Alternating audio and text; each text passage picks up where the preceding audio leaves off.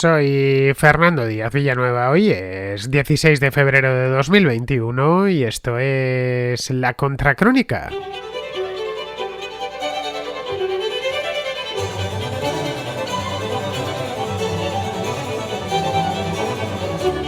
El índice de precios al consumo anual de la zona euro se ha upado en enero de este año al 0,9%.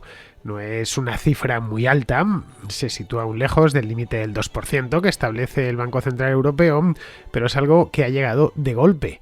En diciembre del año pasado, de 2020, la inflación en Europa estaba en negativo, en el 0,3% negativo, y así llevaba un semestre. En algunos productos de consumo cotidiano se ha registrado una ligera subida de los precios en algunos productos alimenticios especialmente, por lo que muchos se están preguntando a qué se debe este repunte. Al parecer se han dado cita a varios factores, entre ellos el ascenso del precio del petróleo, que supera ya con creces los $60 el barril. Es un precio que no se recordaba desde mediados del año 2019, es decir, mucho antes de que diese comienzo la pandemia de COVID-19. Pero no solo se debe a eso, el petróleo ya estaba a $60 a mediados de 2019 y no se produjo repunte alguno en la inflación. Es decir, que es fácil imaginar que hay algo más. Se teme, y con razón, se teme que los continuos estímulos monetarios que los gobiernos de diferentes países del mundo, por no decir de prácticamente todo el mundo, especialmente del mundo desarrollado, han ido aprobando a lo largo del último año para combatir la crisis provocada por la pandemia, y que todo esto desemboque en una espiral inflacionaria, por lo que yo creo, y no solo yo, sino bastante gente, que es importante abrir este debate, ahora que los hechos están ahí y no son meras especulaciones de economistas aguafiestas. En enero los precios de la zona euro, como os decía antes, han subido y lo han hecho a su ritmo más rápido en los últimos 5 años. En Estados Unidos, algunos economistas temen que el estímulo de casi $2 billones que estudia el presidente Joe Biden y que incluye cheques de $1.400, $1.500 para la mayoría de estadounidenses pueda sobrecalentar la economía, una vez que las vacunas permitan que Estados Unidos vuelva a reactivarse por completo.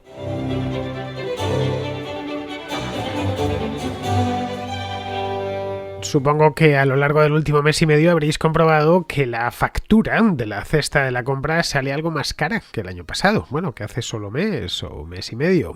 No mucho, pero sí lo suficiente como para apreciarlo a la hora de pagar. Cuando uno está en la caja, le pasan los productos por el escáner y la cajera o el cajero le da el precio y nota que realmente casi siempre compramos lo mismo, entonces notamos todas las semanas, ¿no? Venimos a comprar esencialmente los mismos productos, es una compra muy repetitiva la de la alimentación, no es como cuando queremos comprarnos un piano, que lo hacemos una vez en la vida o 2 veces en la vida, o si queremos comprarnos una cámara de fotos, que es lo mismo. Bueno, eso no es una vez en la vida, yo he comprado muchas, pero que compramos pocas, por lo tanto no percibimos tanto la inflación como en la cesta de la compra. Y ahí sí que hemos visto que efectivamente yo por lo menos, y no solo, prácticamente todo el mundo que conozco me lo ha dicho, que había notado que estaban las cosas un poquito más caras. También es cierto que el año pasado se mantuvieron los precios o estables o incluso descendieron, por lo que algunos andan alarmados.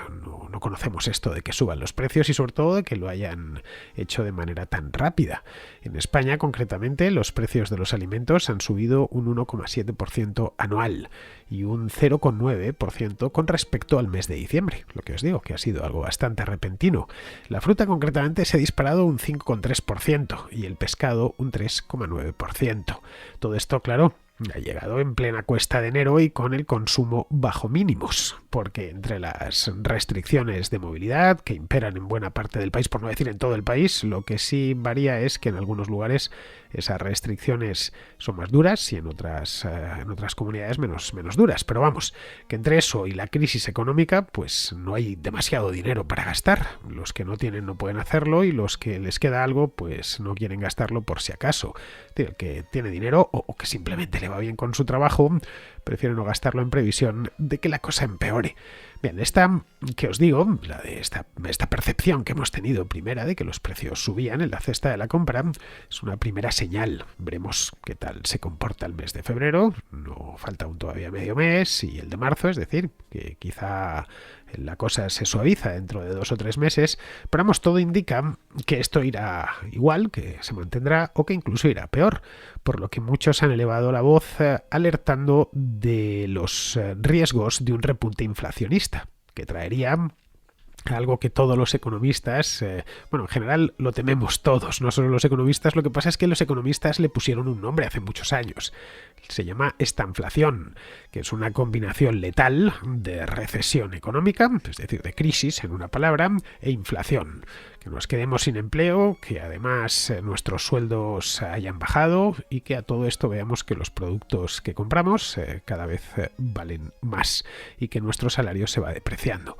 Esto es algo que machacó a las economías occidentales durante la década de los 70. Se recuerda muy bien, fue entonces, en la década de los 70, cuando los economistas le pusieron el nombre. Y fue bastante difícil salir de esta inflación setentera. Allá por el año 79-80 no sabían muy bien qué hacer. Después de la segunda crisis del petróleo, se pensó que aquello había venido para quedarse y que las economías desarrolladas tenían que aprender a convivir con tasas de inflación del 20, del 25%, y con una clase media que cada vez se depauperaba más.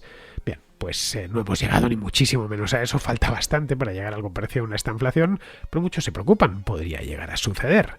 La gente de hecho se está preguntando por qué están subiendo los precios, a pesar de que el consumo es bajo, y por lo tanto deberían bajar o mantenerse iguales. Esto lo pudimos ver a lo largo de la última crisis, cuando en los años peores, 2011, 2012, 2013, los precios o bajaban o se quedaban estables. Había poca demanda y los que estaban ofreciendo esos productos, esos servicios, la única manera que tenían de colocar sus productos o sus bienes o sus servicios en el mercado era jugando con el precio. Se podía ver, por ejemplo, en el caso de la vivienda, pero no solo, también los automóviles, en prácticamente todo el que tenía dinero en las crisis, ya se saben, pues tiene bastante suerte porque puede adquirir lo mismo a un precio inferior. Bien, en este caso estamos viendo, eso es el primer compás, pero bueno, al final de toda sinfonía empieza por un compás, no lo olvidemos. Que está sucediendo al contrario, que las cosas van mal y que además los precios han empezado a subir. Bien, por un lado tenemos así a corto plazo, de manera muy coyuntural, el precio del petróleo, que después de desplomarse durante el año 2020, bueno, allá por el mes de abril, recordemos cómo estaba, hice una contracrónica sobre el tema porque es que se había ido a los $10 por barril, una cosa que no se veía pues desde los años 80, que no había un petróleo, los años 90 concretamente, un barril de petróleo tan bajo. Era lógico porque el mundo estaba cerrado, nunca mejor dicho, no se podía apenas circular, había bajado considerablemente el comercio internacional, no se podía volar y por lo tanto la demanda de productos derivados del petróleo había bajado muchísimo. Luego era normal que el precio del petróleo bajase. Bien, estuvo bajo prácticamente todo el año, aunque empezó a subir poco después, es decir, en el mes de junio ya la cosa se había recuperado bastante. El hecho es que hoy, ya en 2021, en el mes de febrero, vemos que ha repuntado con fuerza y que se encuentra en niveles de hace 2 años, pero claro, con una diferencia sustancial. Se encuentra en niveles de 2019, pero con una economía comatosa, que es como está ahora mismo, tanto en Europa como en los Estados Unidos. No me meto ya en otras partes del mundo que me consta que están mucho peor. Luego, además de eso, hay una serie de cuellos de botella que se suelen pasar por alto porque quizá haya que bucear un poquito más o no estén tan a la vista. Por ejemplo, son pequeños datos que sumados uno al lado del otro, así si los ponemos todos encima de la mesa, vemos claramente la relación que hay entre ellos, que es muy clara. Por ejemplo, el espacio, los buques portacontenedores sale por un 180% más que hace solo un año. Es decir, no hay portacontenedores suficientes, vamos, por resumirlo mucho. Luego hay una escasez de chips y de semiconductores bastante grande, provocada por la gran demanda de dispositivos electrónicos del año pasado, que está ralentizando pues la producción de equipos informáticos, de teléfonos móviles, automóviles, cámaras fotográficas y bueno, hay un sinnúmero de bienes, porque claro, esto es algo que no solemos tener en cuenta, pero es que hoy hasta las cafeteras llevan semiconductores. No todas las cafeteras, pero la que tengo yo aquí en casa no, que es de las manuales, pero cualquier cafetera moderna incorpora algunos semiconductores y por lo tanto, pues están viendo que son más caros, que hay escasez. Esto les ha pasado un poquito como sucedió con las bicicletas durante el año pasado. Cuando empezaron los confinamientos, los vendedores de bicicletas, las fábricas occidentales, empezaron a suspender pedidos con los fabricantes de componentes pensando que aquello iba para largo y que era mejor no no llenar los almacenes, de componentes para armar bicicletas o cualquier otra cosa que fuesen a armar con ellas, que luego no iban a vender. El resultado fue que, conforme se desconfinó a la gente, a todo el mundo le dio por montar en bicicleta, y el resultado, que no había bicicletas suficientes. Pues algo parecido, salvando las distancias, ha pasado con la industria electrónica. Los grandes vendedores de este tipo de productos los grandes fabricantes se cubrieron las espaldas por si acaso la crisis que venía era realmente gorda, para no tenerse que comer las existencias, claro está.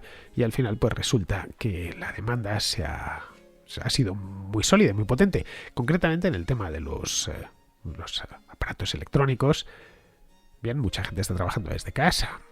Algunos lo han convertido ya en su nuevo puesto de trabajo, y esto ha hecho que ordenadores, cámaras web, micrófonos, un montón de elementos, nuevos teléfonos, tengan una demanda mucho mayor que la que tenían hace 1 o 2 años.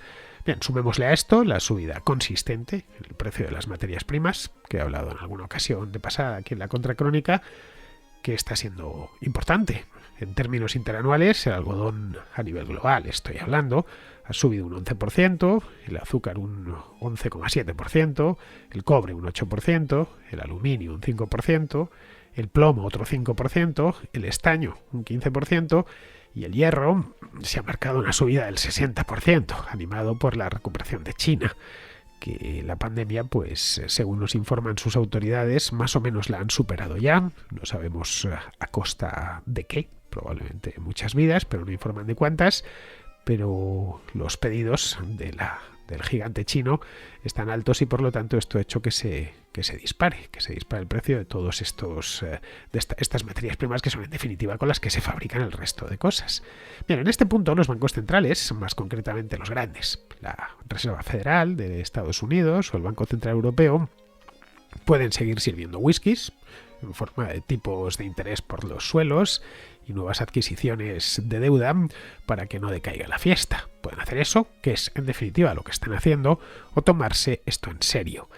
Y me preguntaréis, ¿y por qué los bancos centrales que tienen que ver en esto? Pues tienen que ver mucho. Digo bien cuando digo los bancos centrales y no los gobiernos, porque estos últimos, desde hace ya bastante tiempo, gastan a la salud del Banco Central y de sus flexibilizaciones cuantitativas.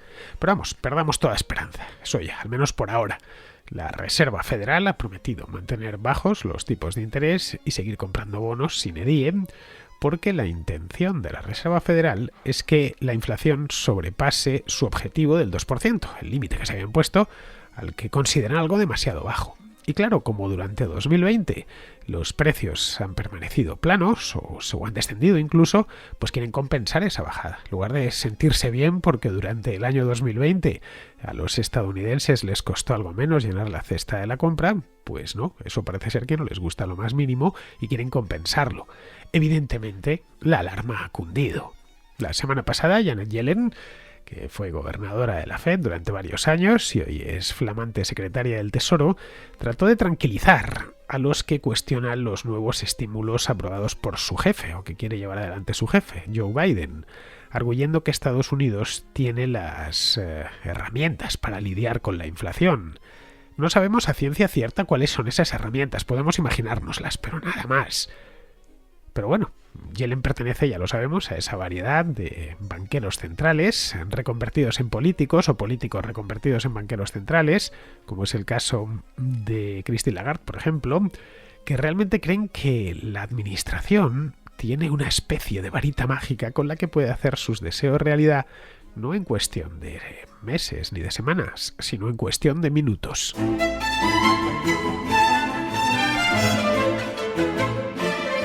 Claro, que bien mirado que los tipos anden reptando por los suelos. Bueno, están al 0% en la zona euro y el 0% en Estados Unidos. Esto tiene implicaciones muy profundas en el mercado de dinero. Parece una tontería, pero las tiene. No deja de ser el precio del dinero que fijan los bancos centrales.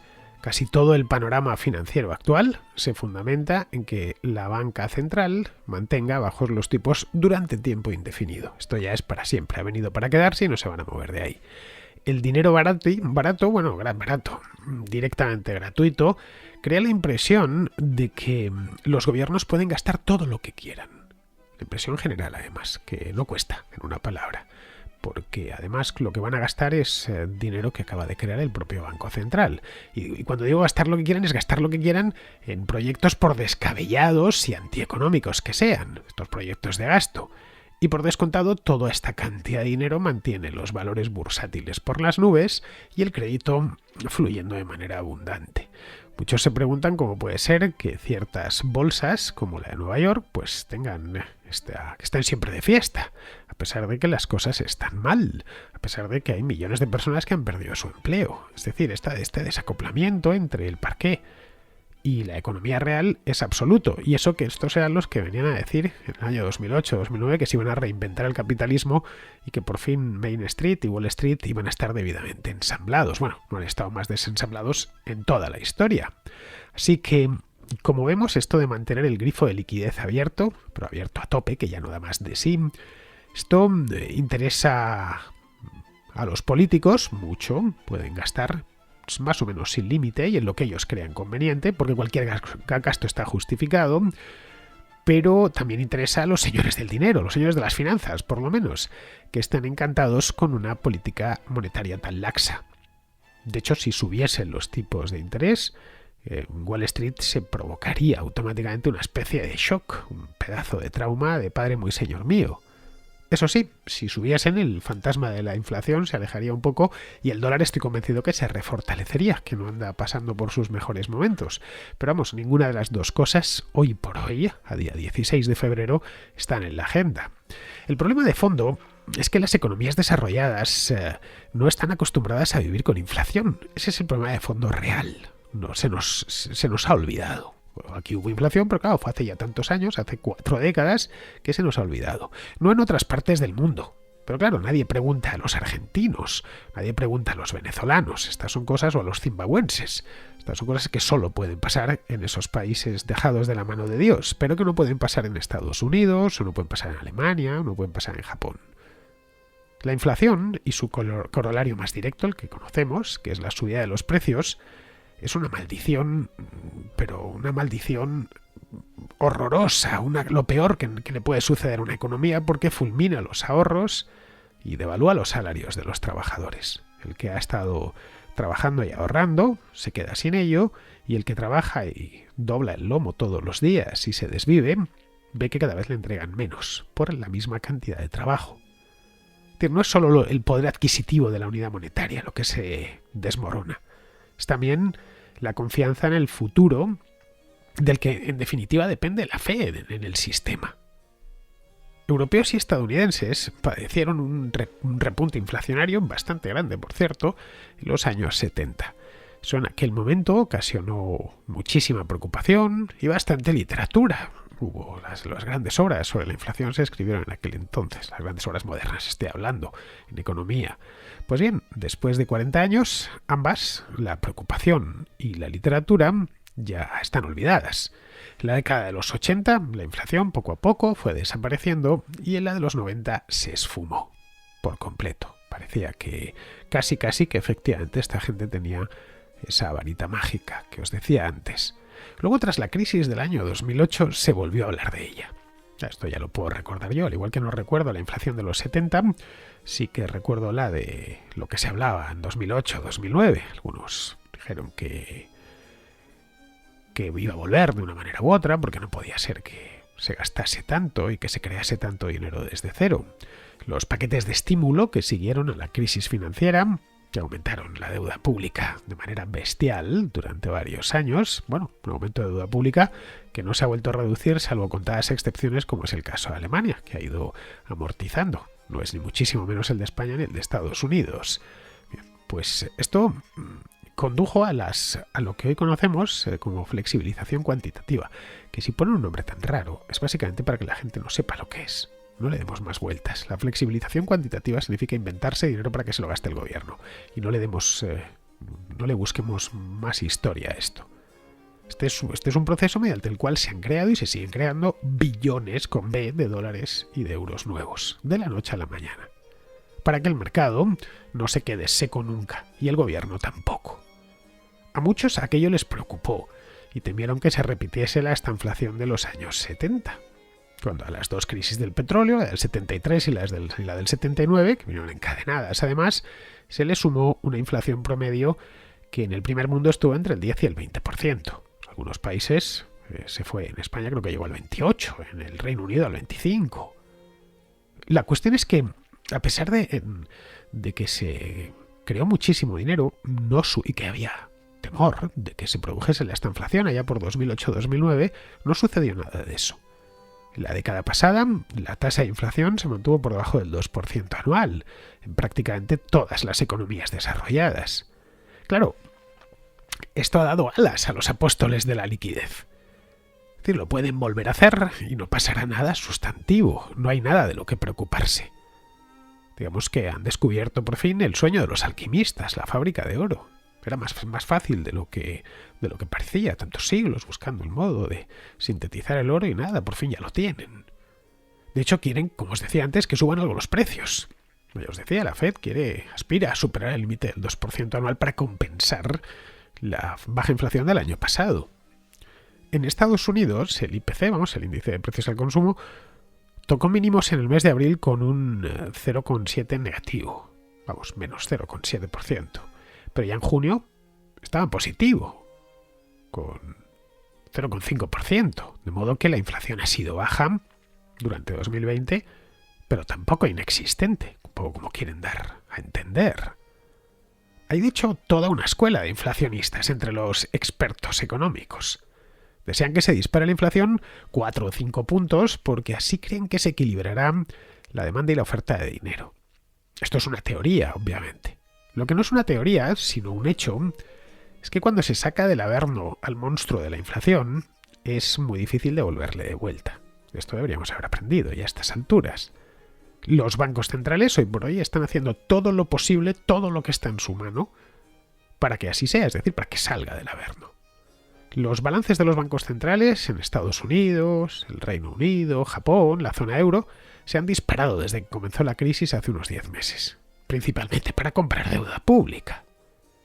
Este nuevo dinero está pagando enormes programas de estímulo por todas partes, que incluyen subsidios salariales, programas sociales de todos los colores y hasta planes para construir infraestructuras, generalmente vinculadas con la generación de energía limpia o con medios de transporte menos contaminantes como el ferrocarril. Podríamos pensar que en 2009-2011 también se creó mucho dinero, pero al final no pasó nada. Bien, yo creo que esta vez hay algunas diferencias. En aquella ocasión la expansión monetaria obedeció a una contracción crediticia previa. De modo que el nuevo dinero venía a compensar el que los bancos no prestaban. Esta vez solo, llamémoslo el dinero base, es decir, el efectivo físico y las reservas electrónicas, cuya cantidad está bajo el control del Banco Central, esto es lo que se ha disparado. Luego el dinero ya en sentido más amplio, como los saldos bancarios de los hogares, por ejemplo, pues también lo ha hecho. Lo ha hecho ambas cosas. Los dos tipos de dinero. Los préstamos al sector privado han aumentado considerablemente durante el año 2020 porque las empresas, muchas han pedido prestado para continuar sus operaciones, para sobrevivir básicamente. Por lo tanto, la economía se encontrará chapoteando en efectivo tan pronto como los países desarrollados vayan reactivándose completamente este año. Ya esté la población vacunada y se haya alcanzado la inmunidad de grupo. Cuando la vida vuelva a la normalidad completa. Es posible que los hogares y las empresas desconfíen y no gasten más de la cuenta. Es una posibilidad. Pero también es posible lo contrario. Que a la vuelta a la normalidad le suceda algo así como una juerga antológica de gasto privado que compense todo lo que no se ha gastado antes en viajes, en conciertos, en restaurantes, en bares, etc. Tendríamos, por lo tanto, a mucho dinero tratando de convertirse en bienes y servicios, cuya oferta es necesariamente limitada, por lo que la subida general de los precios estaría más que garantizada. Si echamos un vistazo a la historia económica, que no deja de ser un registro de lo que hicieron nuestros antepasados ante circunstancias no iguales, pero sí parecidas a la que nos encontramos, lo que vemos es que tras un trauma como una epidemia o una guerra, los precios casi siempre han subido, por la alegría de poner fin a la pesadilla, claro, y también por el hecho de que la mano de obra, que es más escasa después de una epidemia o una guerra, se encarece. Bien, esta epidemia no ha matado lo mismo que la peste negra, ni lejanamente. La peste negra liquidó a un tercio de la población europea a mediados del siglo XIV. Tampoco ha matado lo mismo que la gripe del XVIII, que se llevó por delante a 50 millones de personas en un mundo en el que vivían 1.800 millones de personas. Bien, pues a día de hoy la COVID ha matado oficialmente a 2,5 millones de personas en todo el mundo. Pongamos por caso, son números oficiales, por supuesto es superior, pero pongamos por caso que han sido 3 o 4 millones. Pero es que en el planeta hay 7.800 millones de habitantes. Es decir, que no va a faltar mano de obra, como en la Europa de la segunda mitad del Trecento. A no ser, claro, que miremos esto de otra manera. En las últimas 3 décadas, la integración de China, de la India, del este de Europa también, a partir de los años 90, pues de todas estas regiones, en el mercado global ha proporcionado a la economía del mundo millones de nuevos trabajadores, que ha tirado a la baja los salarios en Occidente. Luego, parte de la inflación se ha ido por ese ahorro de costes, lo que vendría a explicar que desde finales de los 80 la inflación media en Europa, en Japón o en Estados Unidos haya sido tan reducida. Digamos que China y la India han operado como una suerte de válvula de escape inflacionaria. Y como resultado, pues nos hemos olvidado de la inflación. Pero claro, esto no va a durar siempre. Los trabajadores chinos cobran mucho más que hace 25 años. Y el país envejece a un ritmo acelerado. Luego la válvula de escape se va cerrando. Después de un periodo largo de baja inflación, la gente olvida lo terrible que puede llegar a ser. Un tercio de las personas que viven actualmente en el mundo desarrollado no había nacido cuando la inflación media superó por última vez el 5%. Y la mitad sí habían nacido, pero no la recuerdan.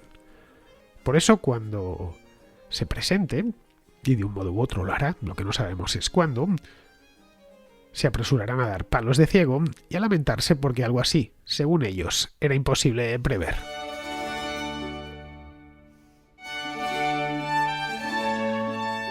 Vamos con la contrarréplica. Empecemos con Mateu, que nos habla de lo que pasó este domingo en Cataluña y del derecho de secesión. Mira, te hago esta nota de voz a raíz de lo que ha ocurrido en Cataluña, que han ganado los independentistas, en el cual me gustaría hacer una reflexión, porque ayer estuve viendo en vivo en directo el escrutinio en el canal de Rubén Gisbert, en el cual estaba haciendo un directo, donde estaba Jano García y estaba Sergio, de un hombre blanco hetero. Bueno, básicamente en el momento que estaban haciendo el análisis y se dieron cuenta que estaban ganando los independentistas por una mayoría bastante holgada y veíamos como que las fuerzas no independentistas estaban quedando en minoría, empezaron a ver ellos, a vislumbrar cómo podrían solucionar el problema. Entonces, las soluciones que ellos daban eran unas soluciones un poco, que podríamos decir, poco liberales, o sea, intervenir la autonomía y ese tipo de cosas, ¿me explico? Entonces yo, que lo estaba escuchando atentamente, que yo no estoy de acuerdo, yo creo en el derecho a la secesión, yo creo en la libertad de que cualquier persona se puede secesionar si desea, o incluso un colectivo se puede secesionar. Claro, mi valoración, que me hubiese encantado intervenir y decirle, es que realmente las conclusiones que estaban dando eran las mismas conclusiones que la izquierda estaba atacando al Rubius, o sea, a los youtubers que decidían irse a vivir a Andorra. Dices, a ver, estaban apegando a una soberanía nacional, a una serie de derechos, históricos, un tema de que, el tema del Rubius, que él no se puede ir porque ha consumido una serie de servicios y tal. Entonces, si nos fijamos bien, al final vemos como la izquierda está en contra de esa secesión individual, de que una persona se vaya del país por un tema fiscal o por lo que quiera, y la derecha está en contra de la secesión colectiva, la secesión de que un grupo de individuos, mediante sus derechos individuales y sus derechos de propiedad privada, decidan autoorganizarse y crear su propio sistema político. Es bastante curioso porque hay muchísima gente en España que son unos defensores, entre comillas, del liberalismo o de las ideas de la libertad individual, pero luego se basan en soberanías nacionales y en esos famosos sujetos políticos que dice Rubén Gisbert, que yo no lo llego a entender qué es aún, y mira que me he tragado muchos vídeos suyos. Así que simplemente es una reflexión, porque me da la sensación que tú prácticamente piensas igual que yo, y estaría muy bien que mucha gente que tenemos ideas liberales, seamos liberales en todo, ¿sabes? Y que digamos claramente lo que hay. O sea, liberalismo es libertad individual, libertad de asociación y libertad de desasociación. En fin, que vaya muy bien. Fernando, nos vemos. Chao. Pues sí, Mateo, yo soy partidario del derecho de secesión, claro, por supuesto, pero siempre que se haga conforme a la ley. Si la ley, como es el caso de España, no lo permite, pues habrá que cambiar la ley primero. Si empiezas saltándote la ley, mal asunto. Nadie impide que se la salten luego contigo. Esta ley en España, esta ley concreta es la Constitución, que es por supuesto reformable. Cierto que no es fácil reformarla, pero vamos, ninguna constitución lo es, ¿eh? Los que hacen las constituciones tratan de ir poniendo seguros para que no se cambien caprichosamente, ni porque una minoría se haya hecho con el gobierno y quiera ponerla a su antojo.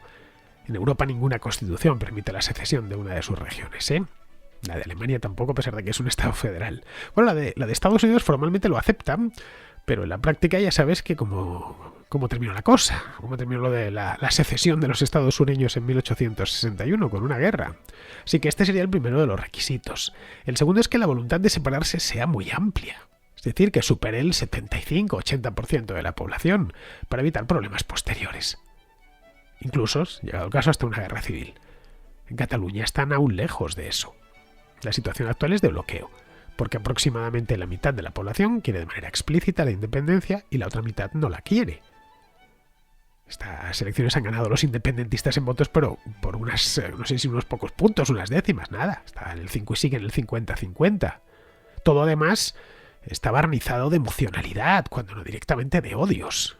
Es decir, que el debate razonable y constructivo es hoy por hoy imposible. Habrá que ver, habrá que esperar a ver qué pasa en los próximos años. Y cuando todas estas pasiones hayan amainado, pues ya que se aborde el tema con altura de miras y sentido común. Yo personalmente creo que a Cataluña y a los catalanes les interesa más estar dentro de España por infinidad de motivos, que van desde cuestiones meramente comerciales, que suelen ser las que siempre se abordan, hasta otras de tipo sentimental que también cuentan, porque a fin de cuentas son muchos siglos juntos. Yo, por ejemplo, a Cataluña la sigo considerando mi país y bien orgulloso que me siento de todas las cosas buenas de aquel lugar, que percibo por supuesto como propias. Lo que sí haría falta antes de ponerse con cambios en la Constitución sería cerrar y concluir el Estado autonómico, y que esa conclusión pase por la autonomía fiscal plena de todas las comunidades. Si las comunidades van a ser las que gasten y son las que gastan, que sean también las que recauden. Es lo lógico. Y si alguna comunidad es pequeña y no se puede mantener por sí misma, pues que se sume a otra y asunto resuelto. Bien, vamos ahora con Paloma, que nos habla de la ley trans de Irene Montero, de la que pues hablaba yo mismo aquí la semana pasada. Hola Fernando, enhorabuena por el programa y muchas gracias por tratar temas tan interesantes y la forma que tienes de explicarlo y de dejar participar a la gente.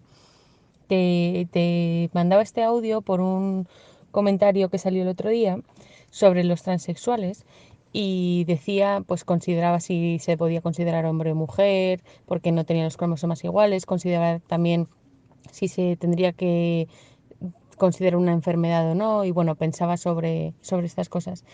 Creo que hay una parte importante en considerarlo una enfermedad o no, porque su tratamiento o su modo de abordar esta situación, no voy a decir tratamiento para intentar sacarlo de esta enfermedad, es de alguna manera médico o que afecte a la salud de la persona con una intervención médica, ya sea por una cirugía o por tratamiento hormonal. Yo también soy partidaria porque al final esto, el tratarlo como una enfermedad, puede tener una connotación negativa, pero a la vez requiere estos tratamientos médicos y requiere una parte que es de salud mental, porque el no poder vivir acorde a cómo tú te sientes puede afectar esa parte de salud mental. Y no, yo no soy partidaria, no sé cómo posicionarme, si meterlo o sacarlo, de considerarlo una enfermedad o no, porque en sí mismo no es una enfermedad, pero hay que abordarlo desde un punto de vista de la salud, por así decirlo. Quizás también podría, se me ocurre ahora, compararlo con, por ejemplo, un embarazo. Un embarazo no es una enfermedad, pero requiere una asistencia sanitaria. Y en este punto, cuando ya interviene una parte psicológica o de calidad de vida más mental, creo que es muy difícil como trazar esa línea, y en ese sentido no me quiero mojar, pero sí que quiero como darle importancia a que no es tan sencillo como lo considero una enfermedad o no en función de si ahora ya no es algo malo y antes sí. Creo que es importante porque simplemente desde el punto de vista de la seguridad social, puede marcar la diferencia entre lo que puede ser una cirugía estética, puramente estética, o una cirugía que está influyendo en tu vida. Y creo que eso sí quedaría, ahí es donde se debería centrar más el debate, en hasta qué punto se puede ayudar a estas personas. Y para eso creo que una ley transgénero tal cual, tratando a estas personas como algo distinto, es lo que precisamente las va a seguir arrinconando y separando del resto de la sociedad. Cuando una persona necesita una asistencia de cualquier tipo, hay que asistirla como persona, no como tiene los cromosomas o cómo se considera ella, hay que asistirla como persona y las leyes tienen que ser para las personas, no para algunas personas. Son para las personas y en función de la situación en que tú estés, te afectará esa ley o habrá que tomar medidas o no. Bueno, esa es mi opinión, creo que es un debate muy interesante, creo que se presta mucho a hablar a la ligera y que los debates también pueden generar pueden hacer mucho daño, por así decirlo. Yo tampoco es algo que viva muy de cerca, pero bueno, creo que cada vez es más fácil ponerse en situación de personas que tienen condiciones distintas a las que conocemos o a las que vivimos y que aquí tenemos que caber todos. Entonces, de lo que claramente no soy partidaria es de leyes solo para unos pocos. Tienen que ser leyes para personas y eso va a permitir a que, sin estar contemplado específicamente en esa ley, la ley se pueda aplicar a ti o te puedas beneficiar de ella. Y que una ley que reúne solo a unos pocos deja fuera a otros tantos que tienen una situación que también tienes que considerarla. Bueno, simplemente eso, que muchas gracias por el programa y que enhorabuena. Esto ya lo dije, Paloma, yo no creo que la disforia de género sea una enfermedad, pero no solo yo, la OMS tampoco lo cree.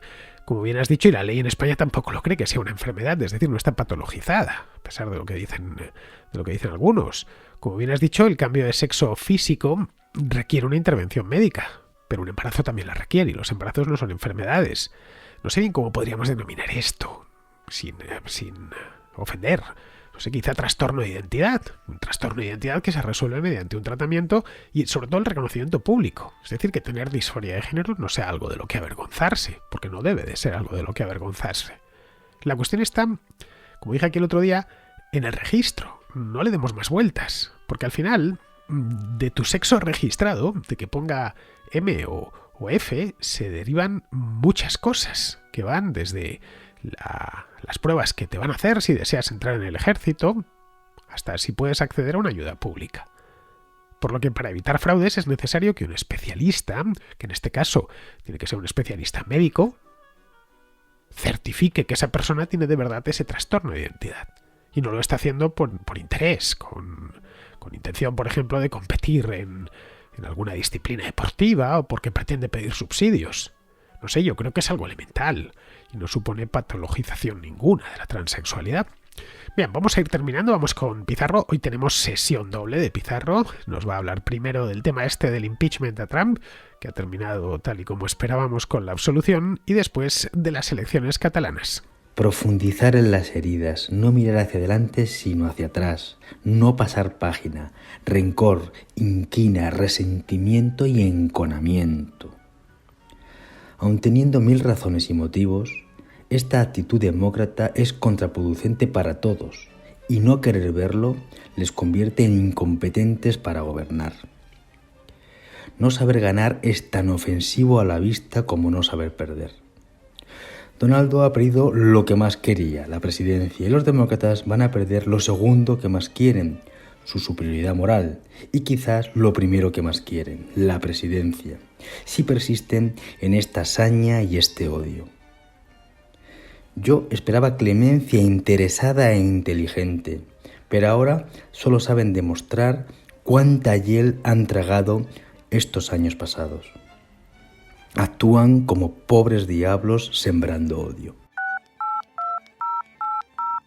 Los catalanes llamados a las urnas y de nuevo la pregunta de siempre.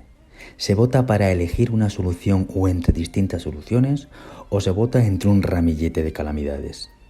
Y de nuevo la respuesta es la de siempre. Ninguno de los candidatos sabe cómo solucionar la pandemia, ni la ruptura social supremacista, ni la economía gripada. Lo único que todos saben es que llegan fondos del extranjero y que se chalanean en Madrid. Todo político promete en todo momento prosperidad y unidad con su fórmula. independientemente de que su fórmula no tenga sentido y se haya probado ineficiente. Lo que ocurre es que las fórmulas no son métodos, sino emociones. Y las emociones son como los fuegos artificiales, irresistibles de ver por el ruido, por el estallido, por los colores. Son un artificio que te impide mirar al suelo y que te impide caminar, pero son irresistibles. Bueno, pues se acabó el castillo pirotécnico en Cataluña y sigue la vida.